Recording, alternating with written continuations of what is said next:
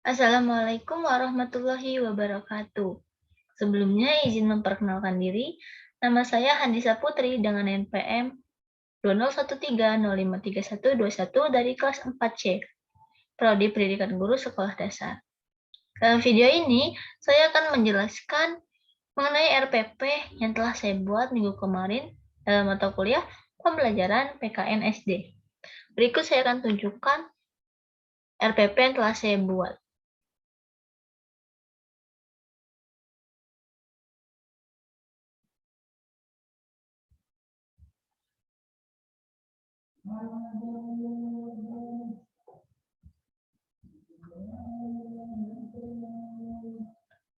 Baik, di sini ada awalannya, itu ada satuan pendidikan yang mana saya tunjukkan kepada siswa Negeri 5 Sukajawa. Ada kelasnya, yaitu kelas 4 semester 2 dengan tema 9, subtema 1, kekayaan sumber energi di Indonesia. Pembelajaran kedua, alokasi waktunya sebanyak 3 kali 35 menit. Yang pertama ada kompetensi inti atau KI, yang mana kompetensi ini saya ambil dari buku tema 9 yang dimana saya jadikan sebagai acuan atau pedoman dalam penyusunan RPP ini. Di sini terdapat 4 kompetensi inti. Lalu yang B, ada kompetensi dasar atau KD. Sesuai dengan KI, di sini saya ambil juga dari buku temanya. Buku tema guru khususnya, yang mana terdiri dari 4 KD. Dalam salah satu yang saya gunakan ini adalah mata pelajaran PKN. Ada kompetensi dasar 1.2, 2.2, 3.2, dan 4.2 mengenai hak dan kewajiban warga masyarakat dalam kehidupan sehari-hari. Yang C itu ada indikator pencapaian. Karena saya menggunakan pelajaran PPKN, berarti di sini indikator pencapaian dalam pembelajaran PKN SD. Yang pertama ada mengidentifikasi hak dan kewajiban terhadap lingkungan.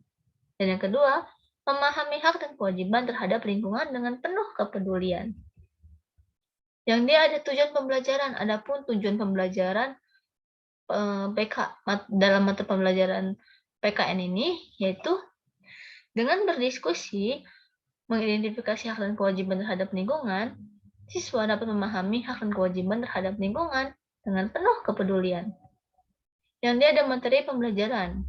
Dan materi pembelajaran ini yaitu materinya tentang hak dan kewajiban terhadap lingkungan.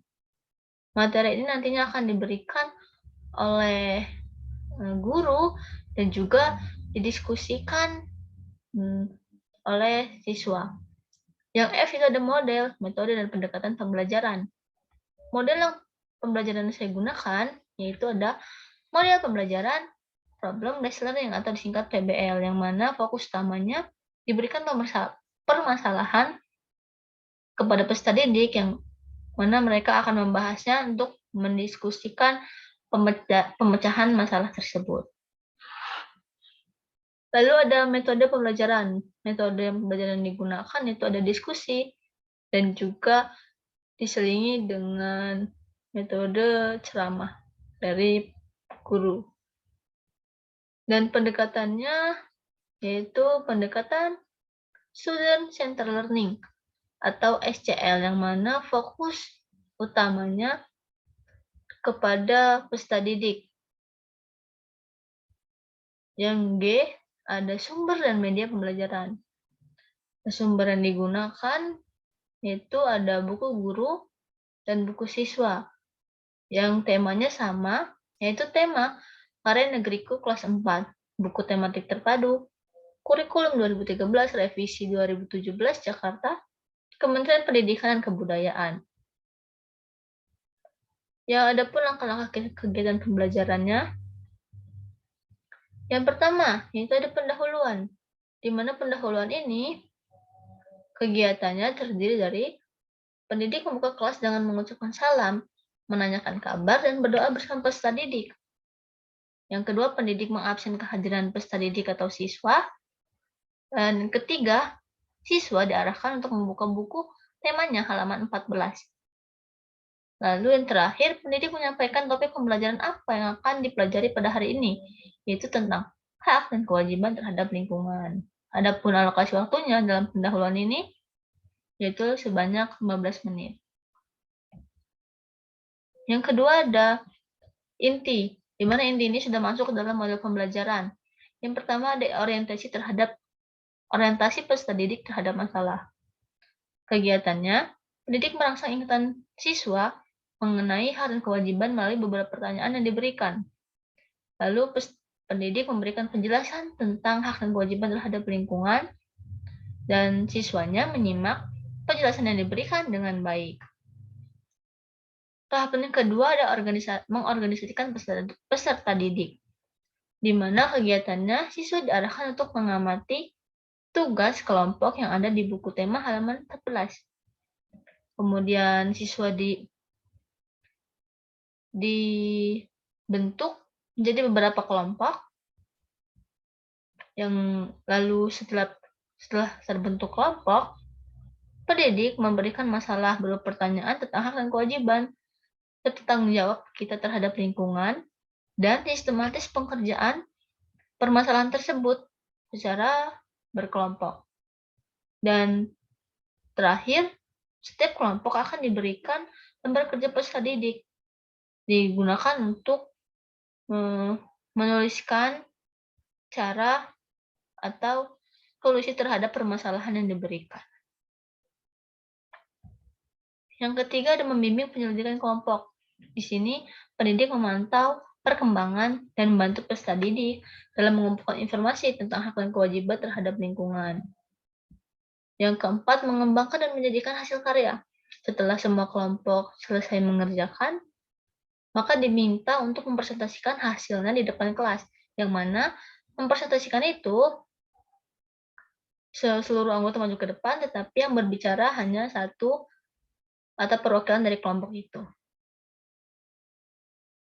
Yang terakhir ada menganalisis dan mengevaluasi proses pembelajaran.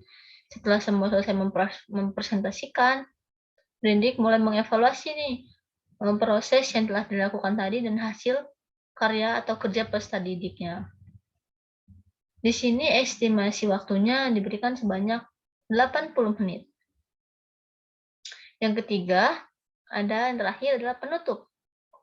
Di sini kegiatan yang dilakukan, pendidik bertanya tentang materi apa telah dipelajari sebelumnya. Setelah peserta didik semuanya mengungkapkan pendapatnya, maka terakhir membuat kesimpulan atau rangkuman hasil belajar yang telah dilakukan tadi. Setelah itu selesai, lalu pendidik mengajak semua peserta didik untuk berdoa menurut agama dan kepercayaan masing-masing dalam mengakhiri pembelajaran hari itu. Dan yang terakhir, setelah berdoa, pendidik menutup pembelajaran dengan mengucapkan salam. Adapun estimasi alokasi waktunya itu sebanyak 10 menit. Teknik penilaian. Teknik penilaian yang dilakukan itu ada 3. Teknik penilaian sikap, pengetahuan, dan juga keterampilan. Bentuk instrumen penilaiannya berupa yang pertama sikap. Sikap ini dinilai pada saat muncul ketika proses pembelajaran sedang dilaksanakan. Di sini ada instrumennya itu nomor, tabel nama siswa, catatan perilaku, butir sikap, dan tindak lanjut terhadap sikap tersebut. Yang kedua ada pengetahuan. Yang kedua ada pengetahuan. Di sini adalah penilaian dan konversi nilai. Kriterianya ada kesesuaian hasil diskusi dengan materi hak dan kewajiban serta tanggung jawab terhadap lingkungan. Di sini terdapat beberapa skor, yaitu ada 4, 3, 2, 1 yang mana disesuaikan dengan ketepatan dari karya atau proses yang dihasilkan. Dan untuk keterampilannya juga dinilai ketika menyampaikan hasil karya, apa bahasa yang digunakan itu dapat dipahami dan menggunakan bahasa yang baik dan benar atau tidak. Sekian penjelasan RPP dari saya. Semoga dapat dipahami. Apabila terdapat banyak kekurangan, saya mohon maaf. Saya ucapkan terima kasih. Wassalamualaikum warahmatullahi wabarakatuh.